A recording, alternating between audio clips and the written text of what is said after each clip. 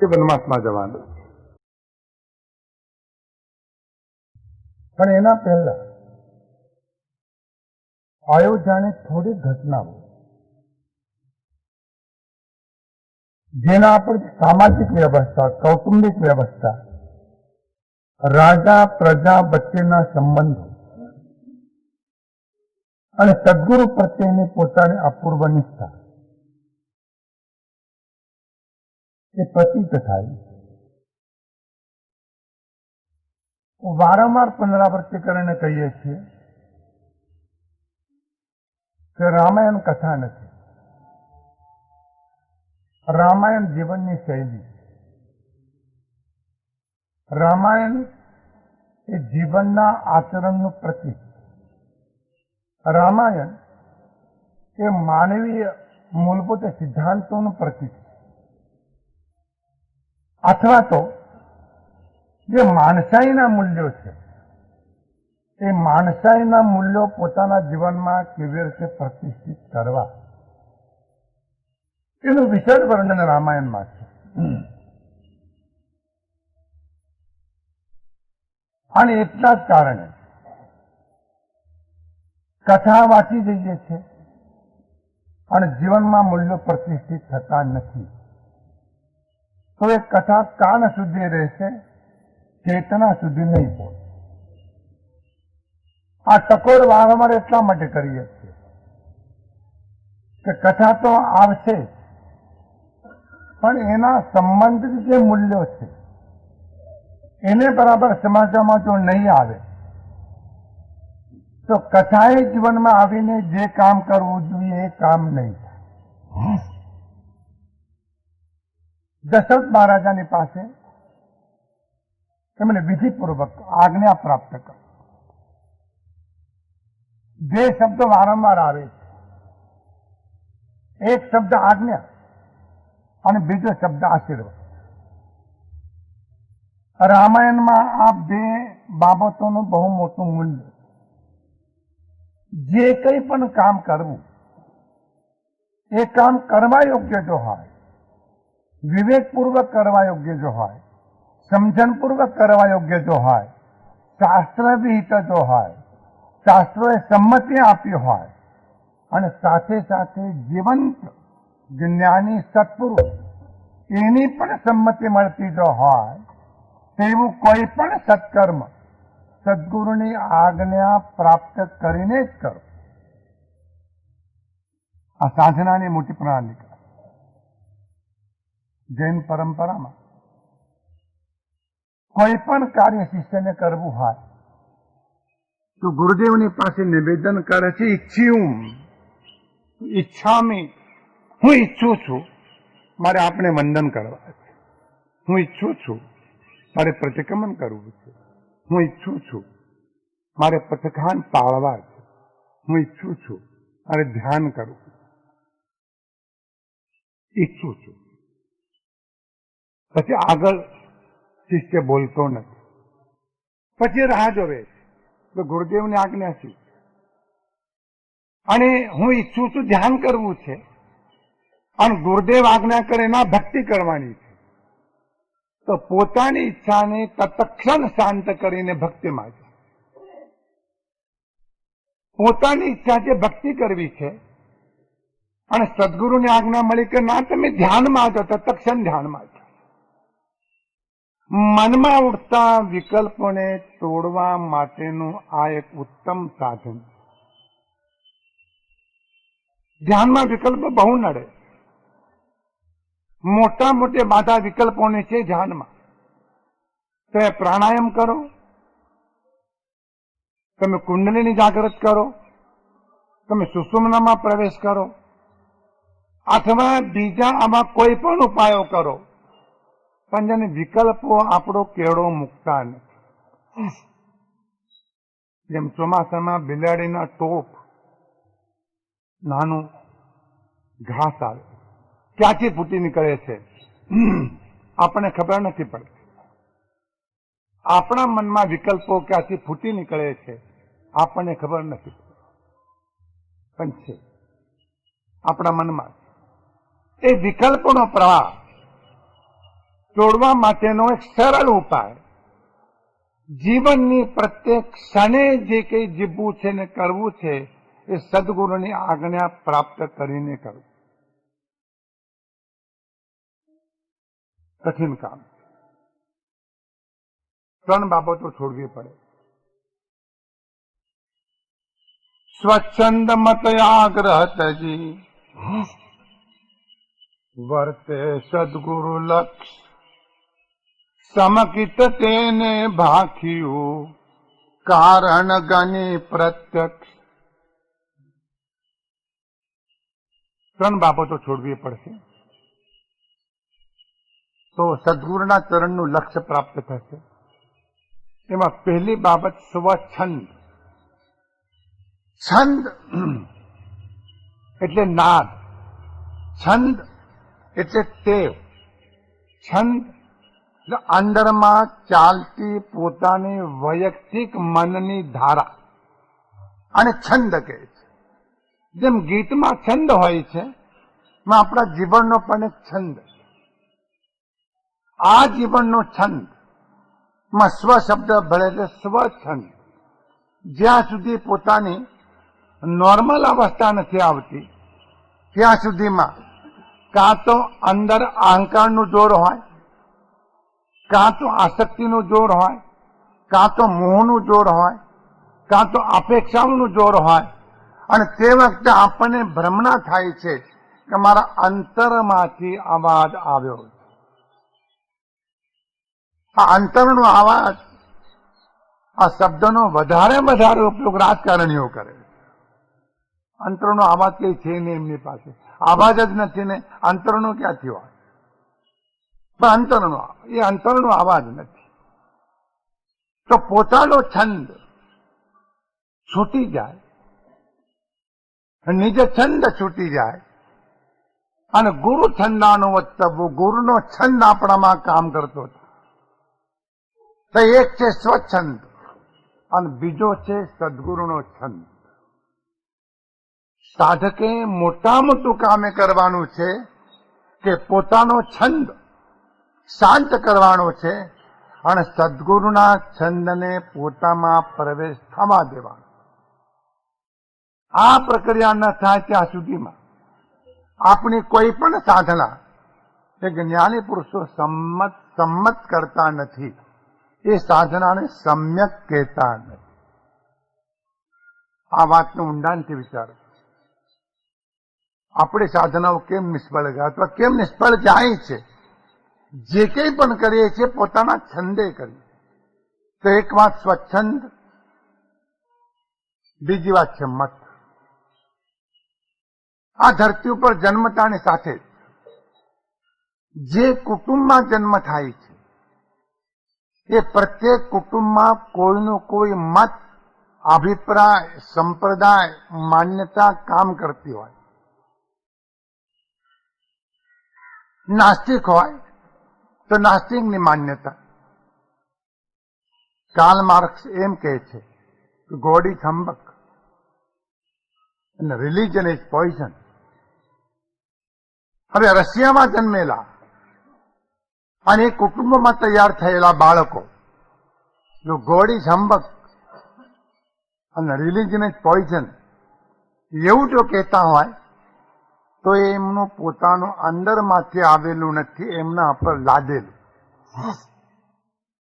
આ ઉપર જે લાદ્યું છે, આ મત અને માન્યતાઓ, એને સાધકને બાજુ મૂકવી પડે. અને કઠિન કામ. જે પૈસા છોડી શકો, તમે ઉપવાસ કરી શકો, તમે તીર્થયાત્રા કરી શકો, પણ પોતાનો મતને પોતાની માન્યતા છોડવી જીવ માટે કઠિનમાં કઠિન. અને વાતે કહી હું આ પ્રમાણે માનું છું, બોલો તમારે શું કહેવું છે? કશું કહેવું નથી, કશું કહેવું નથી. જ્ઞાની પુરુષ વિવાદમાં ઉતરતા જ નથી. પણ જ્ઞાની પુરુષ એમ જરૂર કહે છે કે આ તમારો મત છે, તમારો અભિપ્રાય છે અને એકાંગીન હોઈ શકે છે. જૈન તત્વજ્ઞાનમાં એક શબ્દ છે નય. ક્યારેક પ્રસંગ મળશે ત્યારે આની ચર્ચા થશે. ન્ય, નિક્ષેપ, પ્રમાણ અને સપ્તભંગી આ 4 મહત્વના શબ્દો છે. આ તત્વને જાણવા માટેની, પદાર્થને જાણવા માટેની એક મેથડ છે. જેમ ગણિતની મેથડ છે, જેમ એક વિજ્ઞાનની મેથડ છે, એમ પદાર્થોનું વિજ્ઞાન પ્રાપ્ત કરવાના માટે આ એક મેથડ છે. ન્ય, નિક્ષેપ, પ્રમાણ અને સપ્તભંગી આ 4 દ્વારા વસ્તુ તત્વની સ્પષ્ટતા થાય છે અને એનો નિર્ણય થાય છે. માં પહેલો શબ્દ છે ન્ય. ન્ય એટલે અપેક્ષા. તમે કોઈ પણ વાત જયારે કરતા હો છો ત્યારે એ વાત કોઈનો કોઈ અપેક્ષા એ બરાબર હોઈ શકે છે, પણ બધી અપેક્ષાઓથી એ વાત સાચી હોઈ શકતી નથી. તો જે અપેક્ષાથી વાત તમને બેઠી એ વાતને વિશેષ પ્રકારે સ્પષ્ટ કરવાના માટે બીજી અપેક્ષા પણ તમારે જાણવી પડશે. અને આને આઈન્સ્ટાઈન રિલેટિવિટી કહે છે. આનું ભાષાંતર સાપેક્ષવાદ અને આને જૈન પરંપરામાં સ્યાદવાદ અથવા અનેકાંતવાદ કહે. સ્યાત અને વાદ, વાદ એટલે કથન અને સ્યાત એટલે કથનચિત. તમે સાચા છો પણ કોઈ અપેક્ષા, બીજી અપેક્ષા તમે ખોટા પણ હોઈ શકો છો. એક માણસ ઉભો હોય અને 4 માણસો પૂછે કે આ કોણ છે? તો કે બાપ છે. બીજા માણસને પૂછ્યું કે આ કોણ છે? તો કે દીકરો છે. ત્રીજા માણસને પૂછ્યું કે આ કોણ છે? તો કે કાકો છે. ચોથા માણસને પૂછ્યું આ કોણ છે? કે ભત્રીજો છે. આપણને ગૂંચવણ ન થાય? આ એક જ માણસ, આ એક જ માણસ. અને કહેનારા એમ કે છે કે બાપ છે, કાકો છે, ભત્રીજો છે, દીકરો છે, પણ કહેનાર સાચો છે. એના પિતાની અપેક્ષા એ દીકરો છે, એના દીકરાની અપેક્ષા એ બાપ છે, એના ભાઈની અપેક્ષા એ ભાઈ છે અને એના કાકાની અપેક્ષા ભત્રીજો છે. એક જ વ્યક્તિમાં 4 સગપણ આપણને જોવા મળે છે, પણ કોઈનો કોઈ અપેક્ષા તમે ના પાડી શકો. બધા જ શબ્દ નહીં બોલાય. કાકા જ શબ્દ નહીં બોલાય. કાકા ખરા, પિતા પણ ખરા, કારણ કે પિતા પણ છે, કાકા પણ છે, પુત્ર પણ છે.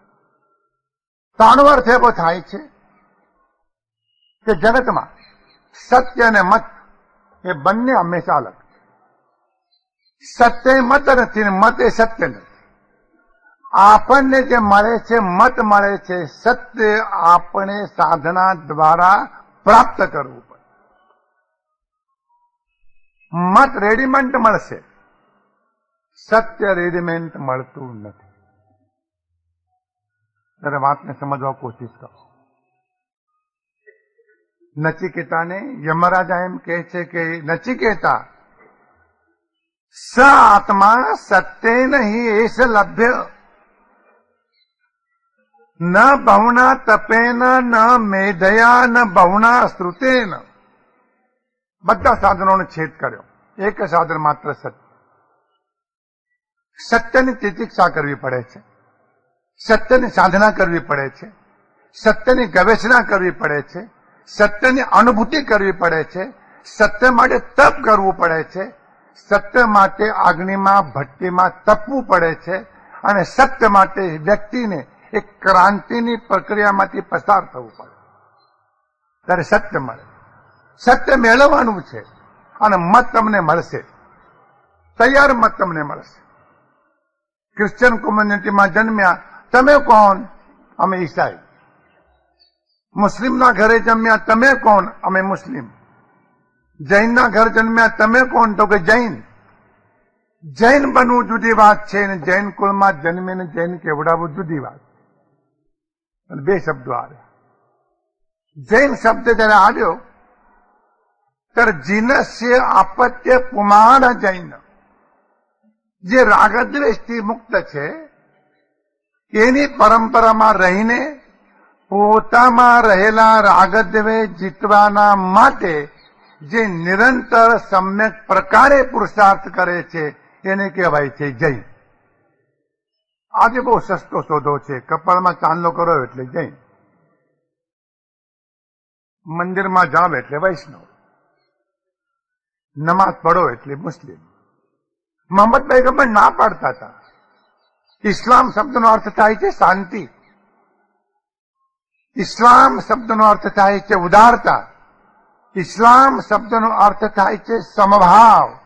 ઇસ્લામ શબ્દનો અર્થ થાય છે પ્રેમ. જેનામાં પ્રેમ છે, જેનામાં શાંતિ છે, એ મુસલમાન છે, એ પાક. બાકી બધા કાફર છે. પણ મુસલમાનો સરળ અર્થ કાઢ્યો કે મુસલમાન સિવાય જેટલા હિન્દુ એ બધા કાફર. કઈ ઉપાધિ જ નહીં, કોઈ જાત નહીં, સીધી જ વ્યાખ્યા. ખોટી વ્યાખ્યા. પાક એટલે પવિત્ર. પાક એટલે પવિત્ર. જે શાંત છે તે પવિત્ર છે, જેનામાં સમતા છે તે પવિત્ર છે, જેનામાં તિતિક્ષા છે તે પવિત્ર છે, જેનામાં ઉદારતા છે તે પવિત્ર છે. પણ સત્ય થયું મત અને મતના આગ્રહમાંથી સાધકને બહાર નીકળવું એક મોટી તપશ્ચર્યા. તો બીજો શબ્દ મત અને ત્રીજો શબ્દ આગ્રહ. હરેક માણસને પોતાની વાતનો આગ્રહ હોય. માણસ એમ કહેતો હોય તમારે અમારે મેળ નહીં પડે, મહિલા શું વાંધો આવ્યો? ના, અમારો આગ્રહ એવો છે આ વાત માટે. આગ્રહ પ્રેમને તોડે છે, આગ્રહ દિલને તોડે છે, આગ્રહ બે હૃદયને તોડે છે. આગ્રહ દિલને સાંધવાનું કામ નથી કરતો, આગ્રહ તોડવાનું કામ કરે. સ્વચ્છંદ મત આગ્રહ તજી. આ ત્રણ છૂટી જાય, સ્વચ્છંદ છૂટી જાય, મત છૂટી જાય, આગ્રહ છૂટી જાય, ત્યારે શું થાય? વર્તે સદગુરુ લક્ષ. સદગુરુના લક્ષ્ય એનું વર્તન થાય. વર્તવું એટલે જીવવું. વર્તવું એટલે જીવવું. એ સદગુરુના લક્ષ્ય જીવન જીવવાનો પ્રારંભ કરે. આ આત્મજ્ઞાનની એક પ્રાથમિક ભૂમિકા છે. સમકિત તેને ભાક્યું કારણ ગણે પ્રત્યક્ષ. આ સમ્યક દર્શન અદભુત શબ્દ છે. એની ચર્ચા ક્યારેક થશે. એ પ્રાપ્ત કરવાના માટે આ અવસ્થા એ કારણભૂત. પણ આવી અવસ્થા પ્રાપ્ત કરવાના માટે તુલસીજી કહે છે એક સરળ ઉપાય, બહુ સરળ ઉપાય. જીવનમાં જે કંઈ પણ સત્કર્મ કરવાનું હોય, દુષ્કર્મ તો કરવાનું જ નથી. જે સત્કર્મ કરવાનું હોય એ સત્કર્મ પણ સદગુરુની આજ્ઞા પ્રાપ્ત કરીને કરવું. અને એવી આજ્ઞા પ્રાપ્ત કર્યા પછી સાધકને બીજી મૂંઝવણ છે. આ જે કાર્ય છે બહુ કઠિન છે. એમાં ઘણું બળ જોઈએ છે, એમાં ઘણી શક્તિ જોઈએ છે. એ શક્તિ મારામાં નથી, એ બળ મારામાં નથી. હું મારી જાતને જાણું છું. મારી કેટલી વીકનેસ છે, મારી કેટલી નબળાઈ છે, મારામાં કેવી ત્રુટિ છે એ મને ખ્યાલ છે. તમારામાં કોઈ ત્રુટિ નથી. તમે તો બધી રીતે ત્રુટિ વગરના છો. એટલે સાધકની વાત છે. આ વાત સાધકની છે. સાધકને એમ લાગે છે કે મારામાં જે કઈ ત્રુટિઓ છે, જે કઈ ઉણપો છે, દૂર કરવી છે. કેવી રીતે દૂર થાય? તો ગુરુદેવ આશીર્વાદ આપો. એ બળ અમારા કામમાં. તમારા આશીર્વાદ એ બળ છે. તમારી આમી દ્રષ્ટિએ બળ છે. તમારી પ્રેમ ભરી દ્રષ્ટિએ બળ છે. તમારી શ્રદ્ધાએ અમારું બળ છે. તમે મીઠી નજરે અમારી સામે જુઓ અને મનમાં એવો ભાવ તમે આપો કે જ્યાં આ તારી સાધના થશે, થશે જ થશે, અવશ્ય. કારણ કે આશીર્વાદ પેલા આજ્ઞા પ્રાપ્ત કરી. આજ્ઞાને જીવનમાં સાર્થક કરવાના માટે જે ઘણા બધા પરિબળો કામ કરે છે. તમે જાતે જીવનમાં જે કંઈ કરો, જ્ઞાનની સાધના કરો, ધ્યાનની સાધના કરો, તપની સાધના કરો, વ્રતની સાધના કરો, સ્વાધ્યાયની સાધના કરો, એ બધા સાધનો કરતા સૌથી મોટું બળ કંઈ પણ જો હોય તો સદગુરુના અંતરમાંથી જે આશીર્વાદની ધારા પ્રગટ થાય છે, આ સૌથી મોટું બળ. રામાયણમાં બે બાબતોનું બહુ મોટું મૂલ્ય, આજ્ઞાનું મૂલ્ય છે અને આશીર્વાદનું મૂલ્ય. રામચંદ્રજી પિતાજી પાસે આશીર્વાદ માંગે, એના પહેલા આજ્ઞા પ્રાપ્ત કરે.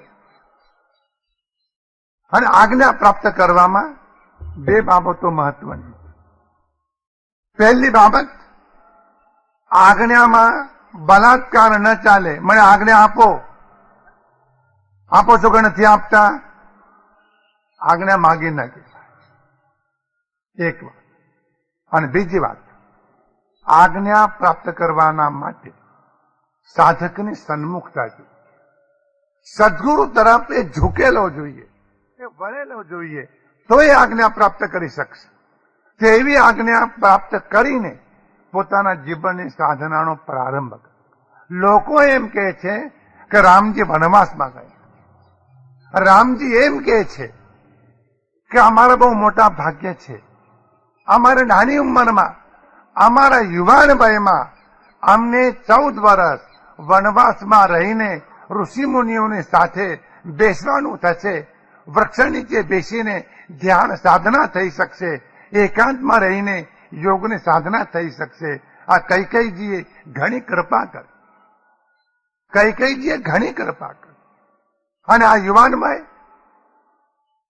માણેકચંદ ગુટકો અને યુવાનો ક્યાં ઉભા રહે છે જુઓ, મંદિર પાસે ઉભા નથી રહેતા. અમિતચંદ ને માણેકચંદ. ऊंचे लोगों की ऊंची पसंदगी, ऊंचे लोगों की ऊंची पसंदगी. પછી પૂછો શું? માણેકચંદ ગુટકા. આપણા યુવાનો ત્યાં જાય છે. આ યવન ધન ધોવરાઈ જાય છે. માંડ 26-27 વર્ષની ઉંમર રામજીની હશે, 25 વર્ષની ઉંમર લક્ષ્મણજીની હશે, 18-19 વર્ષની ઉંમર સીતાજીની હશે. આ રામ, લખન ને સીતા ત્રણેય જણા યુવાન વયમાં અને વનમાં. અને 14 વર્ષ, 12 વર્ષનું એક તપ, 12 વર્ષ વત્તા 2 વર્ષ, 14 વર્ષ સતત વનવાસમાં રહેવાનો અવસર પ્રાપ્ત થયો છે. એકાકી વળી વિચરતો શમશાનમાં, એકાકી વળી વિચરતો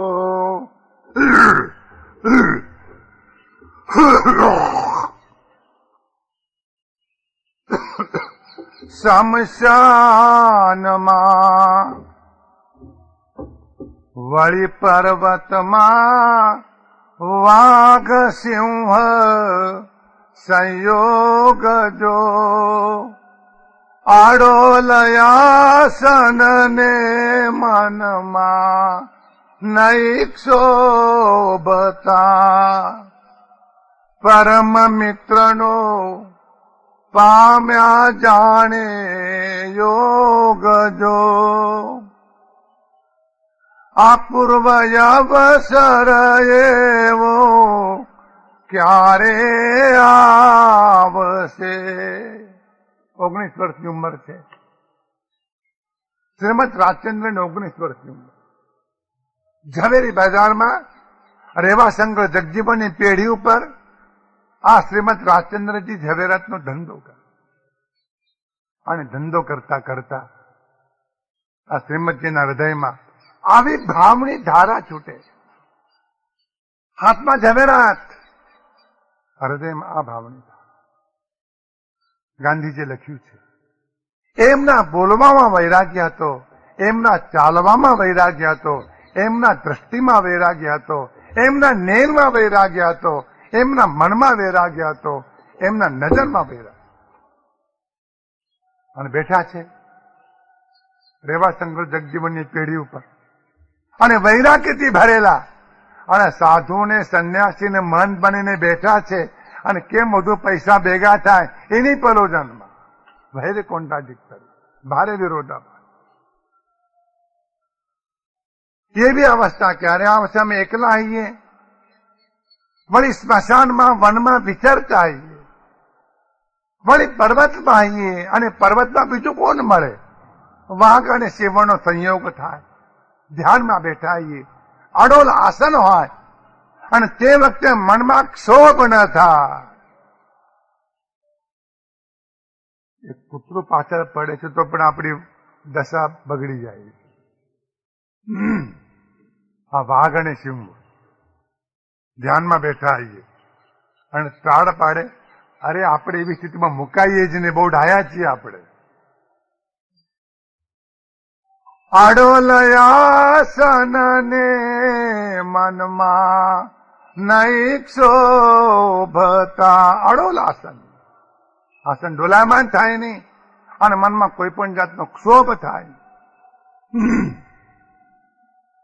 ઉલટું એમ લાગે જેને પરમ મિત્રનો યોગ થયો હોય સખા મળ્યો હોય અને જેટલો આહલાદ થાય એટલો આહલાદ વાઘ સિંહ ધ્યાન વખતે બેઠા આવીએ અને મળે એટલે થાય એવું અવસર ત્યારે રામચંદ્રે લખનજીને કહે છે લખનજી બહુ ભાગ્યશાળી છે અયોધ્યામાં ન થતા રામાયણને બરાબર સમજજો આ રામાયણમાં રામચંદ્રજીને આવેલો વનવાસ એ શ્રાપ નથી તે બલાત્કાર નથી એમાં પણ રામચંદ્રજી કઈ કઈના આશીર્વાદ અને એમને દશરથ મહારાજાને પણ કહ્યું અને કૌશલ્યાજીને પણ કહ્યું હતું કે માં તારે તો આનંદ પામવા જેવું છે અમે આ યુવાન વયમાં તપ કરીએ ધ્યાન કરીએ સ્વાધ્યાય કરીએ સદગુણની સાધના કરીએ બ્રહ્મચર્યની ઉપાસના કરીએ અપરિગ્રહની સાધના કરીએ પરબ્રહ્મમાં લીન થઈએ માં તને નથી ગમતું આ એમ કૌશલ્યાજીને રામજીએ પૂછ્યું કૌશલ્યાજી પૂછ્યું કે બેટા કેમ ન ગમે પણ મારો મોહ ના પાડે મારો મોહ ના ગમે છે મારો મોહ ના કેટલી વખત એ વાત કરી કેટલી વખત કૃષ્ણ મહારાજાના નાના ભાઈ ગજ સુકુમાર 9 વર્ષની ઉંમર છે એમની માતાનો એકનો એક દીકરો સગપન થયા છે સ્વામી નામના બ્રાહ્મણની કન્યાની સાથે સગપન થયા અને ભગવાન એમના પધાર્યા છે એમની દેશનામાં ગયા છે એક જ દેશના સાંભળે યાદ રાખજો તમારું કામ થશે તો એક જ પ્રવચનથી થશે અને જો નહીં થાય તો લાખ પ્રવચનથી પણ નહીં થાય પછી રીઢા બની ગયા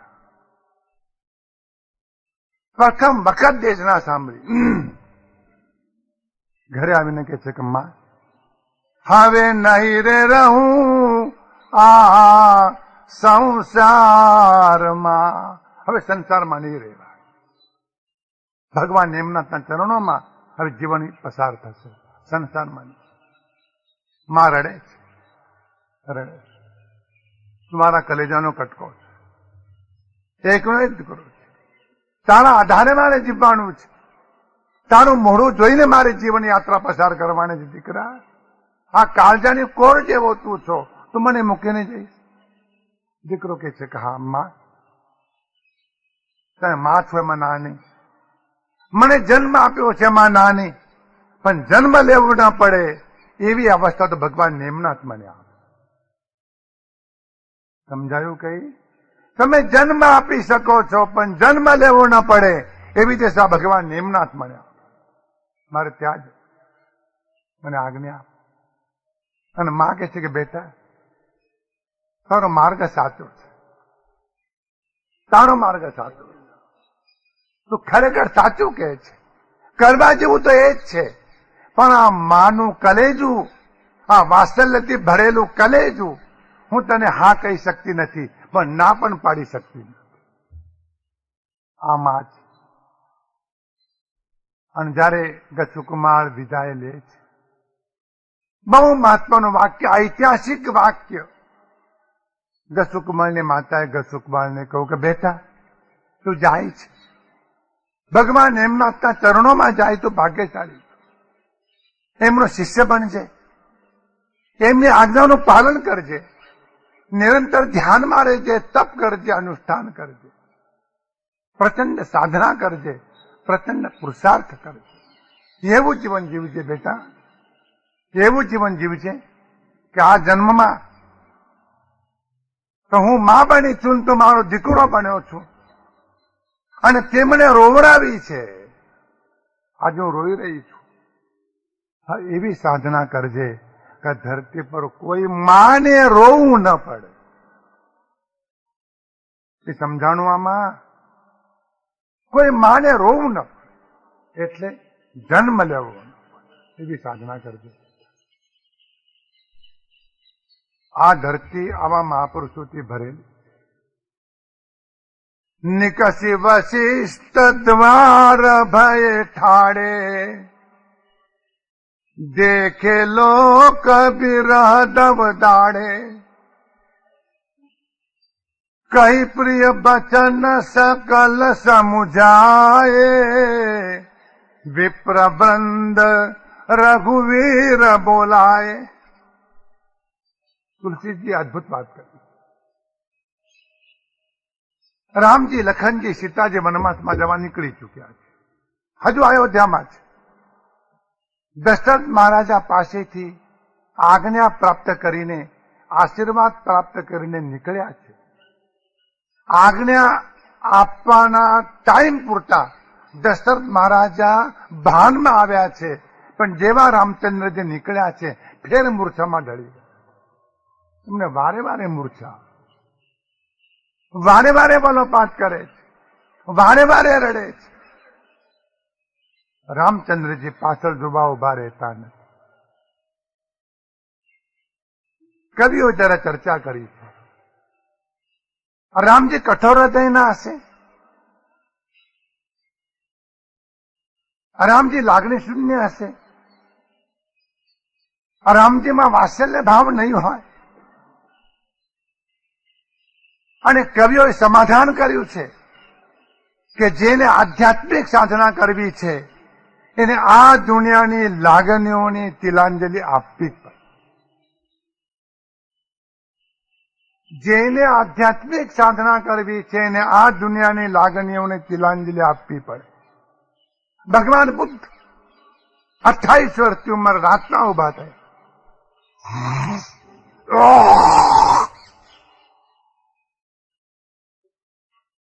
રાતના ઉભા થયા છે. યશોદરા સૂતી છે, પોતાનો પુત્ર રાહુલ સૂતો છે. એમને મહાપી નિષ્ક્રમણ કરવું છે. એવી નિરાતની ઊંઘ યશોદરાને આવી છે, એવી નિરાતની ઊંઘ રાહુલને આવી છે. ભગવાન બુદ્ધ ઉભા થાય છે, બહાર જાય છે, પાછા જોવે છે. સવાર થશે અને બુદ્ધ આ અંત્યોરમાં મહેલમાં નહીં હોય, યશોદરાનો શું થશે ભગવાન બુદ્ધને બરાબર સમજાય. બીજી વખત પાછા આવ્યા, પણ ત્રીજી વખત ભગવાન બુદ્ધ પાછા નથી આવ્યા, નીકળી ગયા. સુમારી લાગણીઓ પરમાર્થ માર્ગમાં બાધક બને. સુમાળી લાગણીઓ સ્ત્રીની પુરુષ પ્રત્યેની, પુરુષની સ્ત્રી પ્રત્યેની, માની દીકરા પ્રત્યેની, દીકરાની મા પ્રત્યેની આ સુમાળી લાગણીઓ છે. જેને આધ્યાત્મિક સાધનામાં જવું છે, જેને ભક્તિના માર્ગમાં જવું છે, એને સુમાળી લાગણીઓને તિલાંજલિ આપવી. આ કઠિન કામ ગોપીઓએ એ કર્યું. પણ ગોપીઓ ગવાણી, ગોપીઓ ગવા. ભગવાન મહાવીરે પણ એ કર્યું માટે ગવાના. કોઈ પણ સાધક જયારે સાધનાનો પ્રારંભ જયારે કરશે ત્યારે એના અંદરમાં ઘણો સંઘર્ષ ઉભો થાય. વર્ષો સુધીમાં જેની સાથે રહ્યા, પત્ની, પતિ, પુત્ર, પિતા, અને અચાનક પરમાર્થ માર્ગમાં જવાના માટે આ બધાને તિલાંજલિ આપવી. જવું ન જવું, છોડવું ન છોડવું, ઘણી લાગણીઓ કામ કરે છે. પણ આ બધી જ લાગણીઓને હિંમતપૂર્વક તિલાંજલિ આપવી એને જ્ઞાની પુરુષો તપ કે. નીકળી ગયા રામચંદ્રજી અને ત્યાંથી નીકળીને અયોધ્યાના રાજમહેલ માંથી બહાર નીકળીને અયોધ્યાના રાજ્ય રસ્તા ઉપર હવે રામજી, લખનજી અને સીતાજી ચાલી રહ્યા. લોકોએ જોયું જેમના માથે સોનાનો મુગુટ શોભતો હતો, જેમના હાથમાં સોનાના બાહુ શોભતા હતા, જેમના કમર પર કટીની મેખલા શોભતી હતી, જેમના શરીર પર કિંમતી જરિયાના વસ્ત્રો હતા, જેમના પગમાં કિંમતી ઉપાના હતા, જેમને આગળ પાછળ ચામડો ઢોળાતા હતા, એવા રામજી, લખનજીને સીતાજી ઉઘાડે પગે તાપસ વેશ પહેરીને આ અયોધ્યાના રાજ રસ્તા પરથી ચાલી રહ્યા. આપણે તો અહીં બેઠા છીએ કથા સાંભળીએ, પણ તમે અયોધ્યામાં જો હો અને અયોધ્યામાં રહ્યા પછીમાં તમે એક વખત રામજીને જોયા હોય, એમનો ઠાડ જોયો, એમનો વૈભવ જોયો હોય, ચામડો ઢોળાતા હોય, દાસ દાસી ઉભી હોય, સોનાથી મળેલા, રત્નોથી મળેલા, રત્નજડિત મુકુટ માથે પહેરાના હોય, સોનાના અલંકારો પહેર્યા હોય, કિંમતી વસ્ત્રો પહેર્યા હોય, અને એ તમે રામજીને જોયા હોય, અને એવા રામજીને તાપસ વેશમાં તમે જયારે જુઓ તમને કઈ થાય નહીં. તાપસ વેશમાં નીકળ્યા. અયોધ્યાની પ્રજા જોવે છે, હૃદય વલોવાઈ જાય. સેંકડો સ્ત્રીઓ ને સેંકડો પુરુષો દૃશ્ય દૃશ્ય રડે. આ શું જોઈ રહ્યા છે? વાલ્મીકીજી કહે છે હજારો સ્ત્રીઓ અને પુરુષો રડી રહ્યા છે, એ બધા વચ્ચે હસતા હસતા આ 3 જણ ચાલ્યા જાય. આ હાસ્યની મૂડી એમની પાસે છે. આ હાસ્યની મૂડી ઉપર સાધનાની ઇમારત ઉભી થાય, પણ જીવનમાં જેને હાસ્ય ખોયું છે એ સાધના નહીં કરી શકે. આથી ગંભીરતા સાધનામાં બાધક બને અને વિપરીત પ્રસંગોમાં હાસ્ય ન ખોવું એ જીવનની અદભુત ક્ષમતા. રામજી, લખનજી અને સીતાજી પ્રસન્ન વદને નીકળે રહે. પાછળ હજારો માણસો, જેમ ગાય પાછળ વાછરડાઓ દોડે છે, એમ રામજી, લખનજી, સીતાજીની પાછળ અયોધ્યાની પ્રજા દોડે. ઘરે તાળા નથી માર્યા, ઘરે તાળા નથી માર્યા, ચોલા પરના દૂધ નીચે નથી ઉતાર્યા, બાળકોને સાથે નથી લીધા, એમના નીકળે, પહેરેલા કપડે નીકળે. રામજી જાય છે, રામજી જાય છે, રામજી જાય, પહેરેલા કપડે નીકળે. તુલસીજીને કહેવું છે, આ બહુ મહત્વની વાત તુલસીજીને કહેવી છે કે રાજા અને પ્રજા વચ્ચેનો સંબંધ, રાજા અને પ્રજા વચ્ચેનો સંબંધ અને શ્રેષ્ઠતમ સંબંધો જો હોય તો અયોધ્યાની પ્રજા અને રામજી રાજા, આ બે વચ્ચેનો સંબંધ, આ પ્રેમથી ભરેલો સંબંધ. રામજી જોઈએ છે, રામજી બહાલા છે, રામજી બહાલા. આ રાજા અને પ્રજાનો પ્રેમા સંબંધ, અને આવા સંબંધના નાતે પ્રજા રામજીને પાછળ દોડી રહી છે. ત્યાંથી નીકળીને રામજી, લખનજી અને સીતાજી વશિષ્ઠજીના આશ્રમના દ્વાર ઉપર આવે. બહુ મહત્વની વાત વાલ્મીકીજીએ કરી. એક વખત ભારતમાં રાજ્ય વ્યવસ્થા એવી હતી કે રાજગાદી ઉપર તો રાજા બેસે, રાજગાદી ઉપર તો રાજા બેસે, તો રાજ્યની સત્તા ઋષિના હાથમાં હોય, રાજાના હાથમાં. સમજી લેજો વાતમાં. ગાદી ઉપર તો રાજા બેસે, તો રાજ્યની સત્તા ઋષિના હાથમાં. અને જ્યાં સુધી આ પરંપરા હતી ત્યાં સુધી પ્રજા અને રાજા વચ્ચેની એક અદભુત કડી હતી. આના ઋષિઓ પ્રજાને પણ કહી શકતા હતા અને રાજાઓને પણ કહી શકતા હતા. તાકાત નથી કોઈ રાજાની કે આવડે માર્ગે ગયા. ચાણક્ય ગાદી પર બેઠા નથી. અને એનો છેલ્લો શ્રેષ્ઠ નમૂનો સ્વરાજ્ય પ્રાપ્ત થયા પછી, સ્વતંત્રતા પ્રાપ્ત થયા પછી અમારો ગાંધી ન વડાપ્રધાન બન્યો ન રાષ્ટ્રપતિ બન્યો, એ રાષ્ટ્રપિતા જ રહ્યો. સત્તા એમના હાથમાં લીધી નહીં. મુજબુર રહેમાન વડાપ્રધાન થયા, મોહમ્મદ અલી જીના પાકિસ્તાનના વડાપ્રધાન થયા, ચર્ચિલ બ્રિટનના વડાપ્રધાન થયા. અમારો ગાંધી વડાપ્રધાન ન થયો, રાષ્ટ્રપતિ પણ. આ ઇતિહાસમાં છેલ્લી ઘટના. અને એ ગાંધી એમ કહ્યું કે હવે કોંગ્રેસને વિખેરી નાખો. એ કોંગ્રેસને વિખેરી નાખો, રાખવા જેવી નથી. ગાંધીજીએ 1950ની સાલમાં કહ્યું, આ તમે કોંગ્રેસ ન રાખો, વિખેરી નાખો. આ કોંગ્રેસનું જે કાર્ય હતું એ કાર્ય પૂરું થઈ ગયું. આ રોટલા શેકવાનો ધંધો લઈને બેસેલા માણસો એ કોંગ્રેસને વિખેરે? આ ગોટાળા શેના થાય પછી?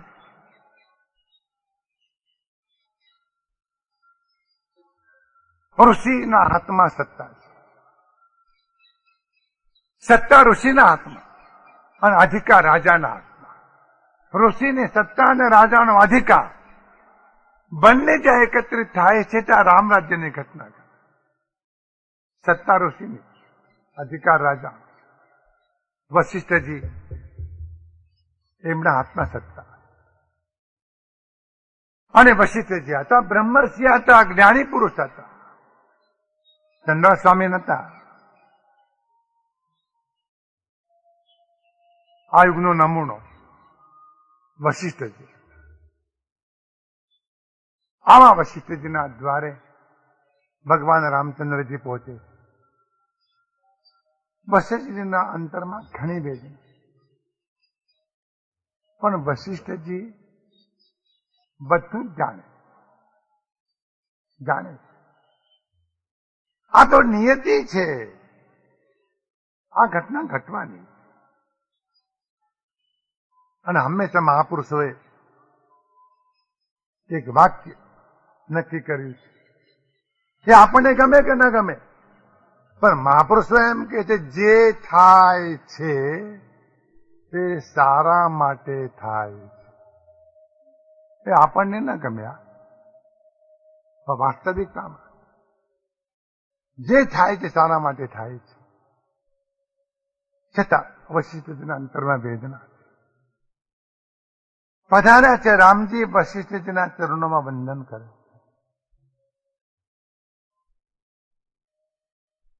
આ બાજુમાં હજારો માણસો દેખે લોગ બિરહ દબ દાઢે. વિરહના અગ્નિથી પીડાતા હજારો માણસો બહારોબાર. તે વખતે રામજી વશિષ્ઠજીને કહે છે, ગુરુદેવ, આ પ્રજાનો અમારા પ્રત્યેનો પ્રેમ અવર્ણનીય છે. એનું વર્ણન થઈ શકે એવું નથી. આ પ્રજા અમારા પુત્ર જેવી છે. અમે પ્રજાના વત્સલ છીએ. અમારે વનમાં જવાનું છે. પ્રજાનો એનો સ્વીકાર નથી. તો કૃપા કરીને આ વિરહના દાવાનળમાં સળગતા આ અયોધ્યાની પ્રજાને આ બે શબ્દ કહીને સમજાવો નહીં. એવો શાંત. અને વશિષ્ઠજી કહે છે કે રામજી, મારા કહેવાથી પ્રજા નહીં સમજે. મારા કહેવાથી પ્રજા નહીં સમજે. તમે જ કહો, અને તમારા મીઠા અને મધુર વચનોથી પ્રજા સમજશે. અને તે વખતે વશિષ્ઠજીની અનુજ્ઞા પ્રાપ્ત કરીને કહી પ્રિય બચન સકલ સમુજાય. બહુ મીઠી ગાથા છે. કહી પ્રિય બચન સકલ સમુજાય. મધુર વચનો કહીને બધી પ્રજાને રામજી સમજાવે છે, તમે ચિંતા ન કરશો, તમે દુઃખી ન થશો, અમારા પ્રત્યે તમારો પ્રેમ છે એ અવર્ણનીય છે. આ તો એક સત્ય પાલનનો પ્રસંગ આવ્યો છે, પ્રતિજ્ઞા પાલનનો પ્રસંગ આવ્યો છે, જીવનની કસોટી આવી છે, આ તપનો પ્રસંગ આવ્યો છે, ઈશ્વરની કૃપાનો પ્રસંગ આવ્યો છે. તમે મનમાં વિષાદ ન કરશો. આવું રામચંદ્રજી પ્રજાને સમજાવે. એમના શબ્દો થોડુંક સાંત્વન આપે અને ત્યારબાદ રામજી નગરના શ્રેષ્ઠ બ્રાહ્મણોને આમંત્રણ આપે. આ બ્રાહ્મણ ની સંસ્કૃતિ જરા જાણી લો. આ ભારતની ધરતી ઉપર નૈતિક મૂલ્યો, માનવીય મૂલ્યો, આધ્યાત્મિક મૂલ્યો એ પોતાના જીવનના ભોગે જાળવવાનું કામ જે લોકોએ કર્યું છે એમને કહેવાય છે બ્રાહ્મણ. બ્રહ્મમ જાણાતી જ બ્રાહ્મણ. જે બ્રહ્મને જાણે છે તે બ્રાહ્મણ છે. જેનામાં સમ છે તે બ્રાહ્મણ છે. જેનામાં દમ છે તે બ્રાહ્મણ છે. જેનામાં તિતિક્ષા છે તે બ્રાહ્મણ છે. જેનામાં સ્વાધ્યાયની સાધના છે તે બ્રાહ્મણ છે.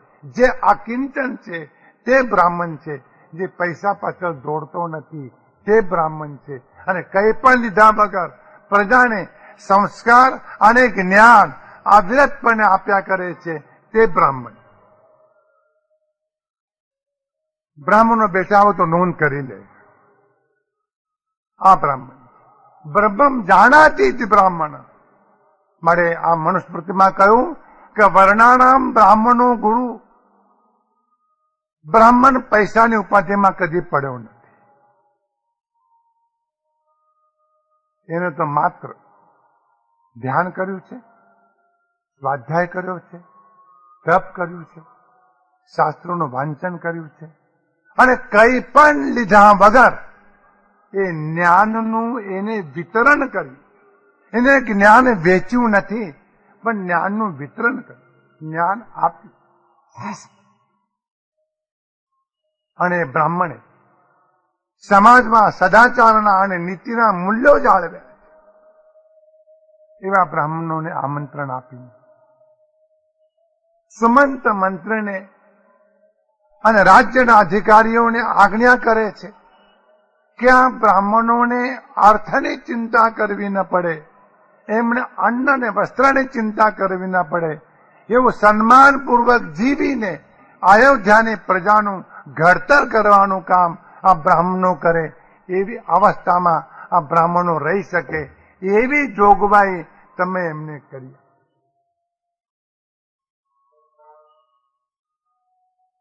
આદરપૂર્વક એમને દાન આપ્યું. વિનયપૂર્વક એમના ચરણોમાં વંદન કર્યું. મિત્રોને એમણે યાદ કર્યા. આવેલા યાચકોને પણ એમણે દાન આપ્યું. અને ત્યારબાદ બહુ મહત્વની વાત તુલસીદાસજી કરે છે કે નગરના આગેવાનોને બોલાવ્યા, મંત્રીઓને બોલાવ્યા, દાસ દાસીઓને બોલાવ્યા. નોંધ કરજો આ વાતની. આ બધાને બોલાવ્યા અને આ બધાને બોલાવીને રામચંદ્રજી વશિષ્ઠજીને કહે છે, ગુરુદેવ આ બધાને હું આપને સોંપું. હવે આ બધાને સંભાળવાની જવાબદારી આપની છે. આ બધાને સાચવજો, આ બધાને સંભાળજો. કોઈને પીડા ન થાય, કોઈને દુઃખ ન થાય. આ અયોધ્યાના રાજગાદી પર ભલે ભરતજી બેસે પણ અયોધ્યાની પ્રજાના માલિક તો ગુરુદેવ તમે છો. દાસ દાસી બો લાઈ બહોરી, ગુરુ સોપી બોલે કર જોરી. સબ કઈ સાર સંભાર ગોસાઈ, કર બી જનક જનની કી નાઈ. કે તમે સદાયના માટે ગુરુદેવના આજ્ઞામાં રહેજો.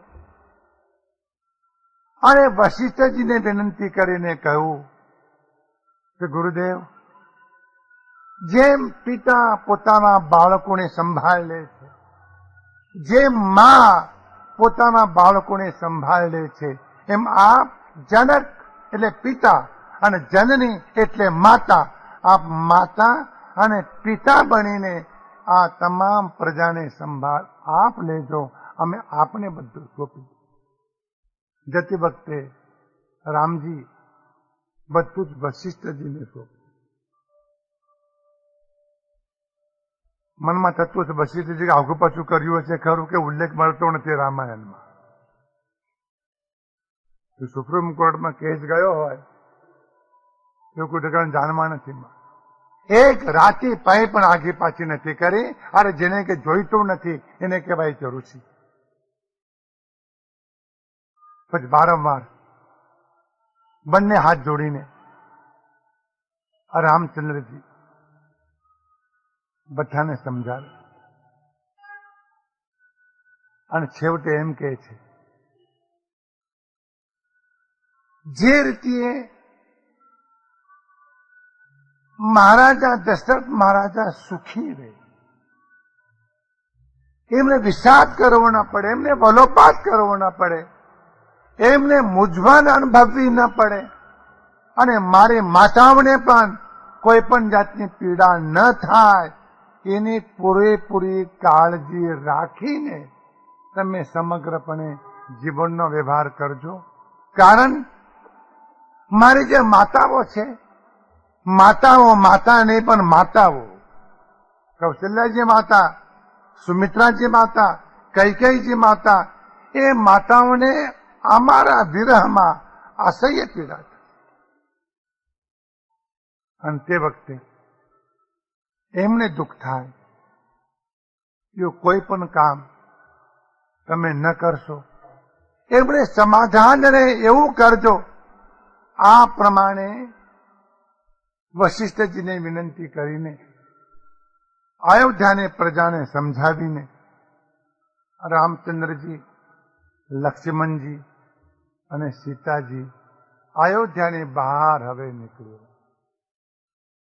રામચલિત અતિ ભયઉ વિષાદુ, સુની ન જાય પુર આરત નાદુ. જે રામચંદ્રજી અયોધ્યાની બહાર નીકળ્યા છે તો અયોધ્યાની પ્રજાનો આર્તનાદ સાંભળી શકાતો. લોકો રડે છે, ચોધારા આંસુ રડે, રસ્તા પર આલોટીને રડે છે, ધ્રુસકે રડે. અમને મૂકીને ક્યાં જાઓ છો? તમારા વગર નહીં જીવી શકાય. આવો આર્તનાદ પ્રજા કરે છે. આ બાજુમાં દશરથ મહારાજાની મૂર્છા ઓછી થઈ છે. એટલે સુમંત્ર મંત્રીને પૂછે છે કે રામજીનું શું થયું, લખનજીનું શું થયું, સીતાજીનું શું થયું? અને તે વખતે સુમંત્ર મંત્રી દશરથ મહારાજાને કહે છે કે મહારાજ, આપની આજ્ઞા પ્રાપ્ત કરીને રામજી, લખનજી અને સીતાજી વનવાસના માર્ગે નીકળી. એમને સમજાવવાના બધા જ ઉપાયો નિષ્ફળ ગયા છે અને હું ધારું છું અત્યારે એ અયોધ્યાની બહાર પહોંચી ગયા હશે. દશરથ મહારાજા કહે છે સુમંત, તું તરત જા, રથ લઈને જા, રથ લઈને જા. અને એમ કહેજે કે તમને જંગલમાં વનવાસમાં પહેલી વખત તમે જાઓ છો તો એકાદ બે દિવસ આ તમે રથમાં બેસીને આ વનની યાત્રા કરો. ધીમે ધીમે તમને ટેવ પડે પછી તમે પગેથી ચાલજો. અત્યારે તમે પગેથી ન ચાલશો એવું એમને કહેજો. અને રથમાં બેઠા પછીમાં ધીમે ધીમે તમે જનક કુમારીને સમજાવો. રામજી નહીં સમજે, લખનજી નહીં માને. રામ હશે તો લખન હશે. એ તમારું કહ્યું નહીં માને અને મારું કહ્યું નહીં માને, પણ જનક કુમારીને સમજાવો. એમને કહેજો કે વનવાસમાં ઘણા કષ્ટો પડે. એમને કહેજો સીતાજી, તમે થોડોક ટાઈમ મિથિલામાં જનક વિજયને ત્યાં રહેજો, થોડોક ટાઈમ તમે અયોધ્યામાં રહેજો, એવું એમને સમજાવજો. પણ દશરથ મહારાજા કહે છે કે મને એમ નથી લાગતું કે સીતાજી પણ તમારી વાત માનશે, એવું મને લાગતું નથી, પણ કયા વગર રહી શકતો નથી. તમે એમને કહેજો, અને જો પાછા આવે તો સીતાજીને પાછા લો. અને આવું જાણીને સુમંત મંત્રી રથ લઈને રામ લક્ષ્મણ અને સીતાજીને પાછળ જાય.